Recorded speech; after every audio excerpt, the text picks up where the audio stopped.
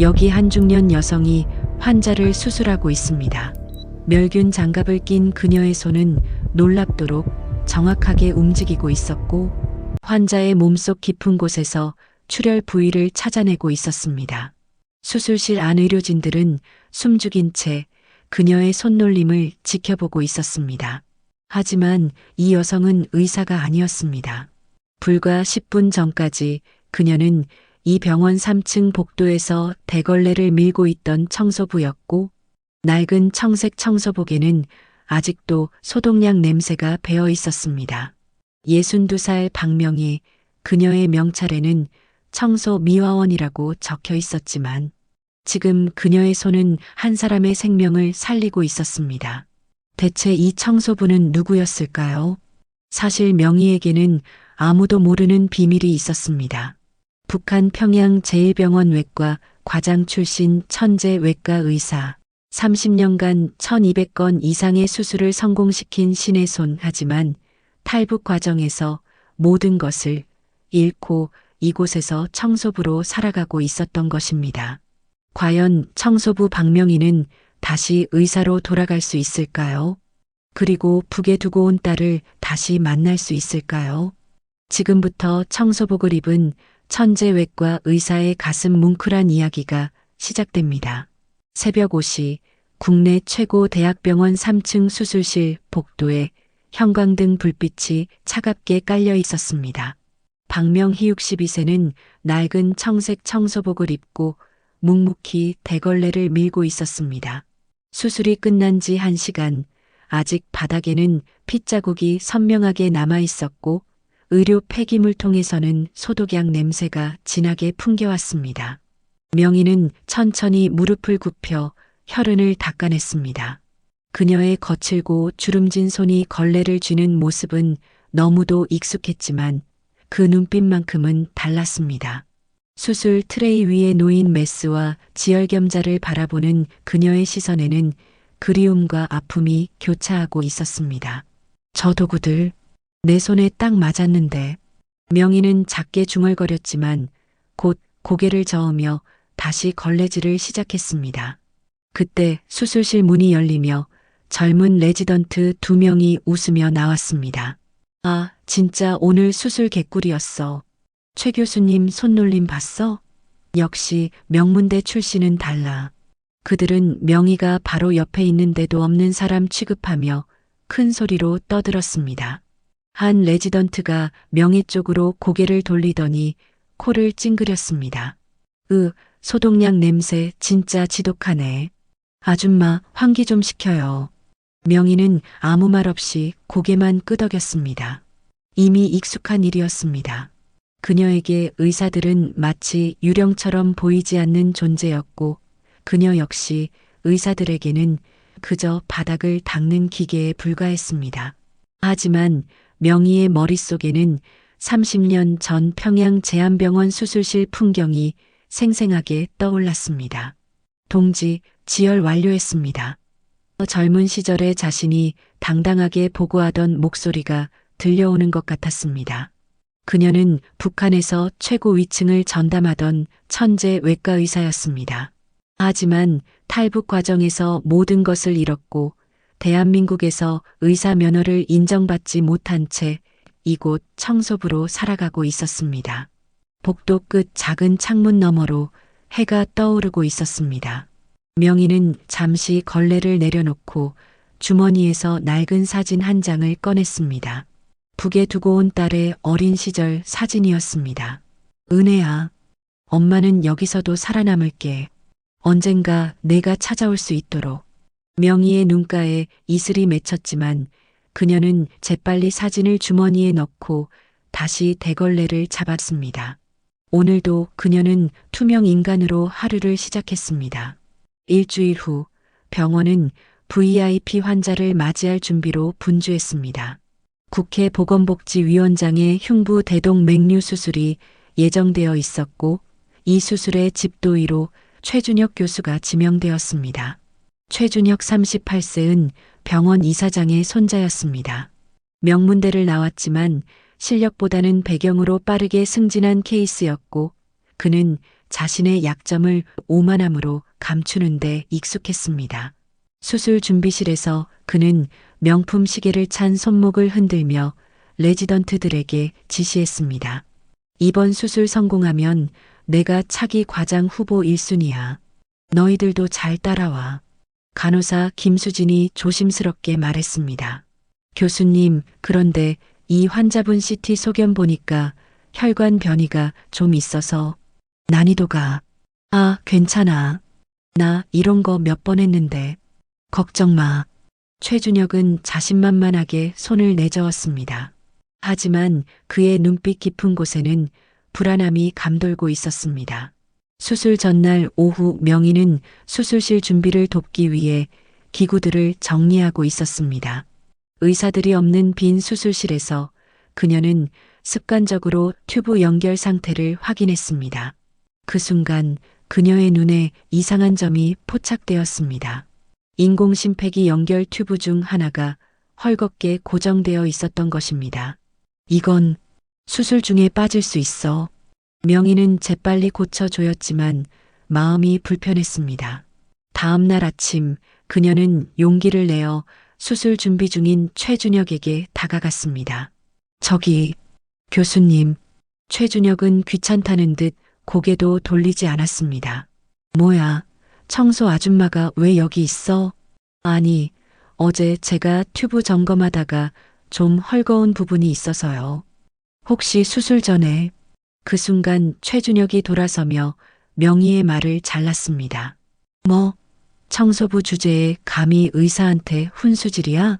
당신이 뭘 안다고? 아니, 그게 아니라 혹시나 해서.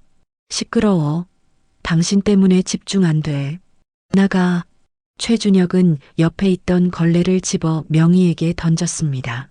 걸레가 명희의 어깨에 떨어졌고 수술실에 있던 간호사들과 레지던트들이 숨을 죽였습니다. 명희의 얼굴이 수치심으로 붉어졌지만 그녀는 꾹 참으며 걸레를 주워들었습니다. 죄송합니다. 명희가 고개 숙여 수술실을 나가자 한 레지던트가 작게 웃으며 말했습니다. 청소 아줌마가 의료기기를 안다고? 웃기네. 하지만 간호사 김수진만은 명희의 뒷모습을 걱정스럽게 바라보았습니다. 그녀의 눈빛에서 뭔가 범상치 않은 것을 느꼈기 때문입니다. 복도에 선 명희는 주먹을 불끈 쥐었다가 천천히 풀었습니다. 참아야 해. 나는 이제 의사가 아니야.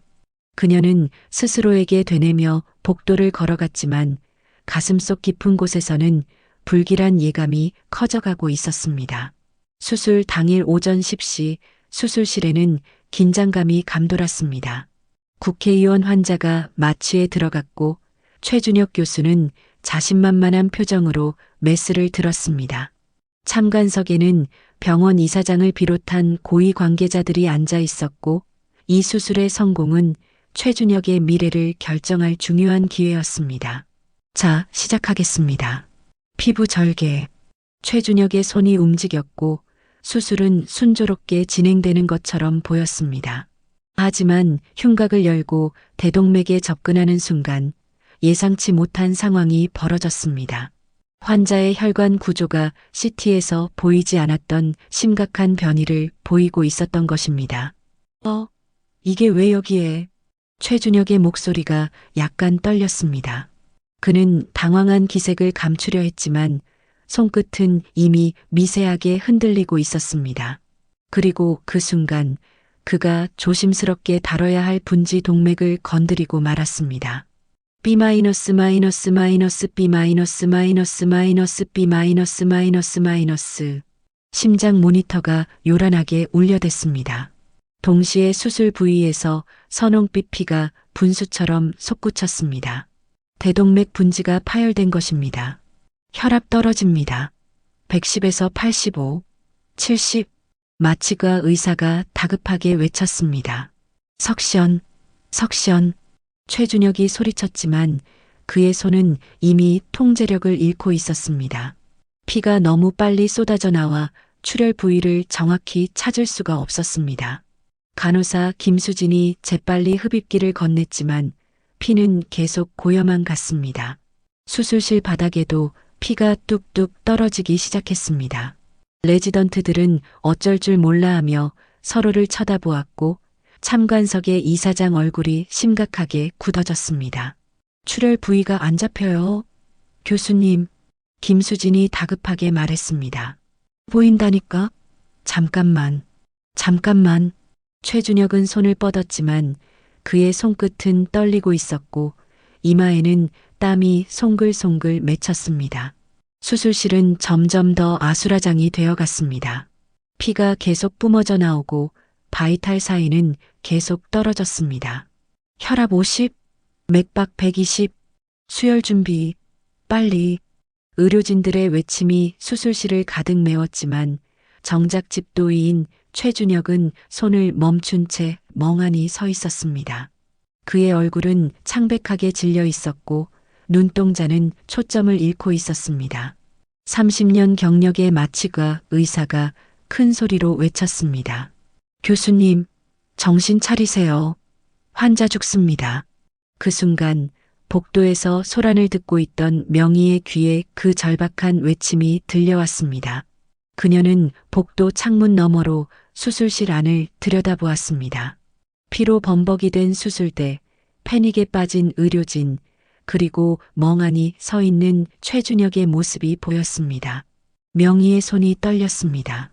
머릿속에서 30년간의 수술 경험이 스쳐 지나갔고 환자의 생명이 꺼져가고 있다는 사실이 그녀의 가슴을 짓눌렀습니다. 안 돼. 저 위치에서 출혈이면 변이 혈관이야.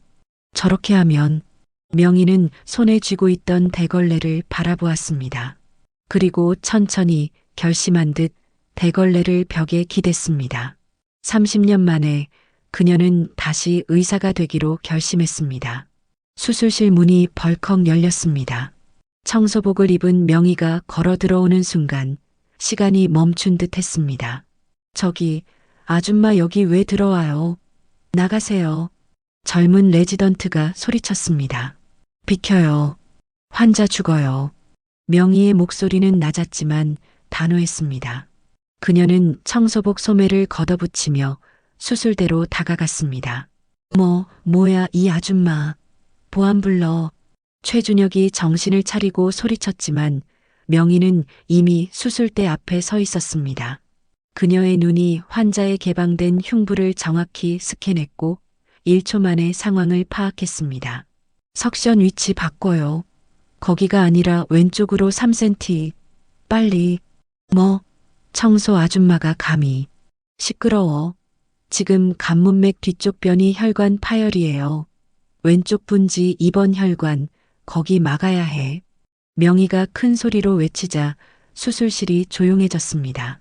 그녀의 입에서 완벽한 의학 용어가 북한 억양과 함께 쏟아져 나왔기 때문입니다. 간호사 김수진이 멍하니 명희를 쳐다보았습니다. 지금 뭐라고? 석션. 지금 당장 왼쪽으로 옮기라고요. 명희의 눈빛이 번쩍였고 김수진은 무의식 중에 흡입기 위치를 옮겼습니다. 그 순간 시야가 확보되며 파열된 혈관이 보이기 시작했습니다. 맞아. 여기였어. 마취가 의사가 놀란 듯 중얼거렸습니다. 멸균 장갑 줘요. 빨리. 하지만 아줌마가 수술을. 환자 살리고 따질래요. 죽이고 따질래요. 명희의 호통에 간호사가 얼떨결에 장갑을 건넸습니다. 명희는 익숙한 동작으로 장갑을 끼고 두 손을 쳐들었습니다. 30년 전의 자세 그대로였습니다. 헤모스탯 6번. 예. 김수진이 홀린 듯 지혈겸자를 건넸고 명희의 손이 환자의 몸속으로 들어갔습니다. 거기 있다.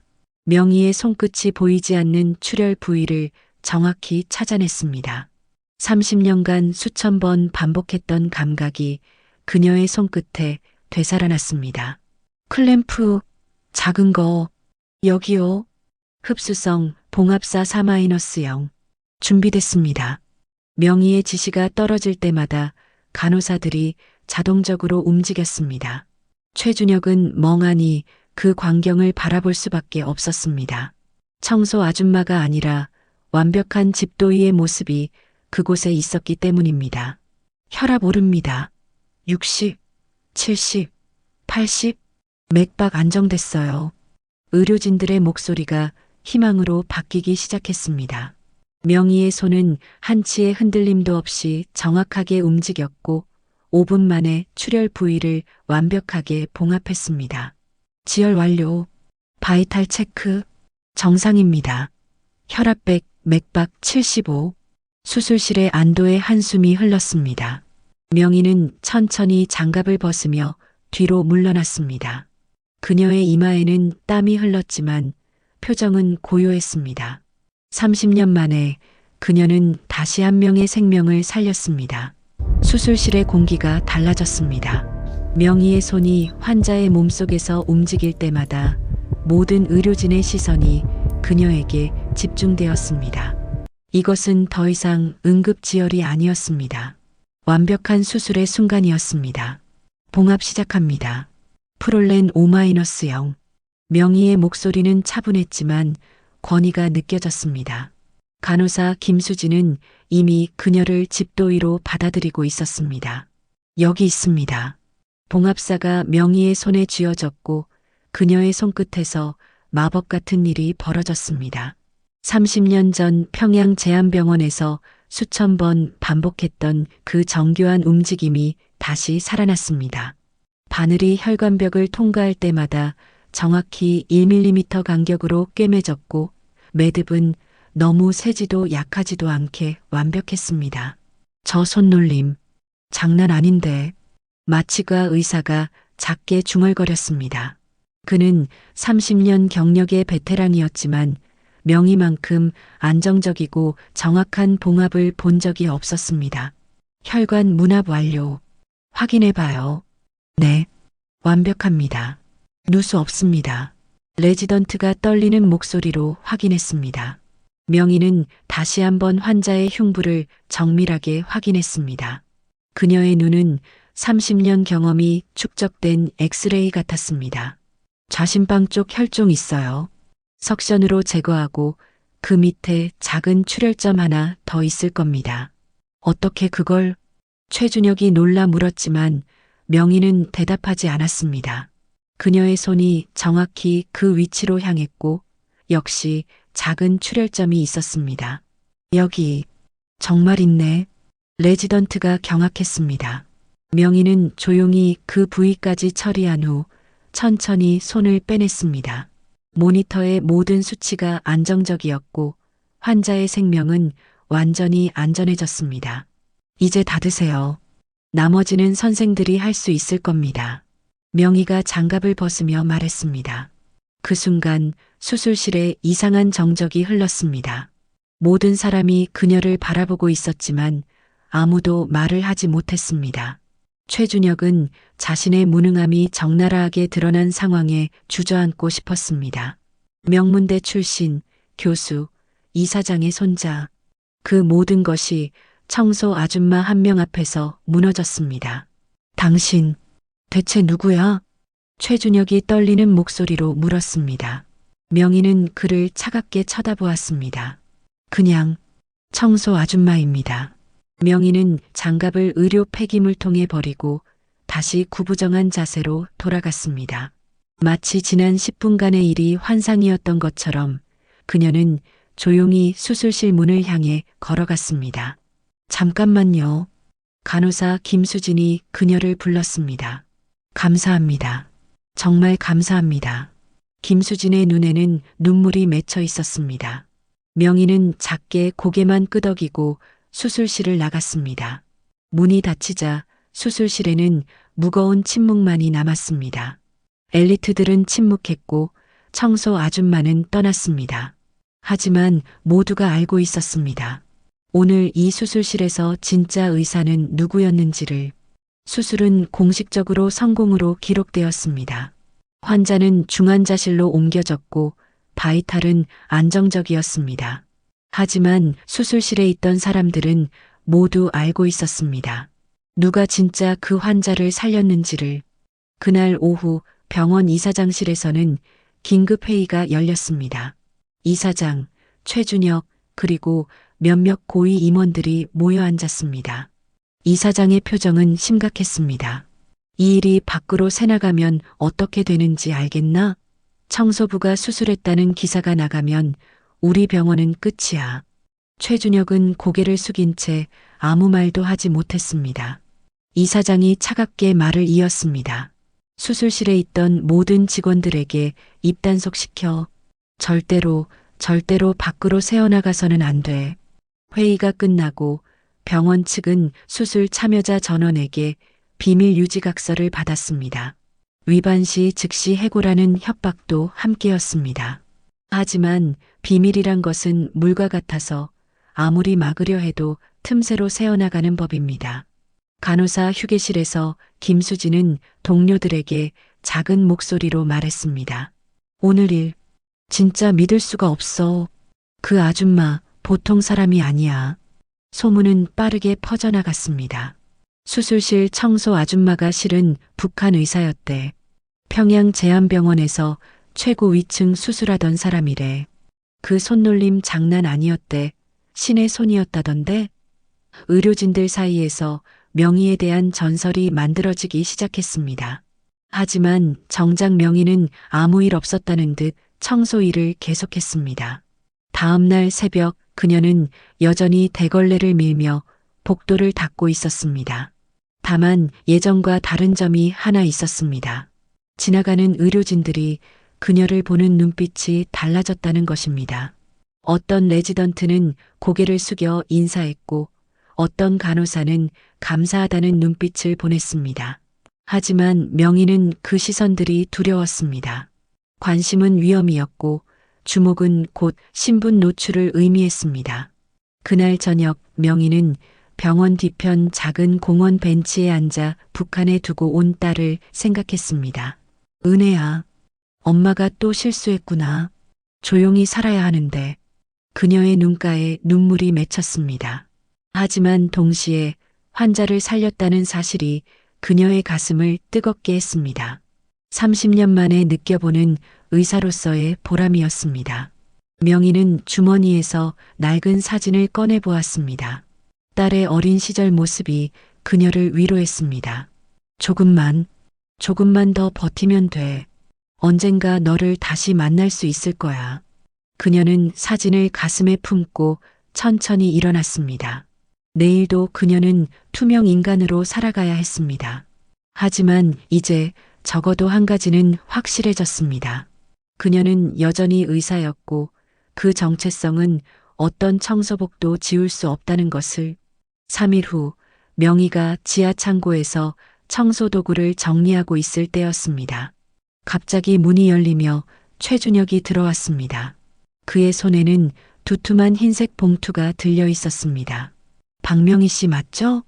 최준혁의 목소리는 차가웠습니다. 명희는 고개를 들어 그를 바라보았습니다. 무슨 일이십니까? 간단해요. 이거 받고 입 다물고 살든지 아니면 당장 이 병원에서 꺼지든지. 최준혁이 돈 봉투를 명희 앞에 던졌습니다. 봉투가 바닥에 떨어지며 현금 다발이 삐져나왔습니다. 명희는 그것을 내려다보았습니다. 이게 얼마죠? 3천만 원.